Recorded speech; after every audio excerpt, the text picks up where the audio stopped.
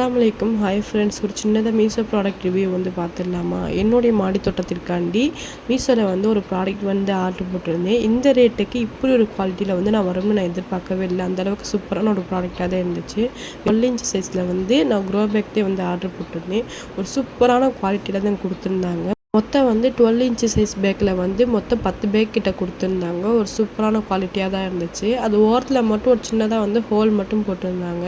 என்கிட்ட ஒரு லோக்கல் ஷாப்பில் வாங்கின 12 இன்ச் பேக் ஒன்று வந்து என்கிட்ட இருக்குது. அதோட குவாலிட்டி இதோட குவாலிட்டியை வச்சு பார்க்கும்போது மீஷோவில் வாங்கின குவாலிட்டி வந்து கொஞ்சம் லைட்டாக தான் வந்து கொஞ்சம் இதாக இருந்துச்சு.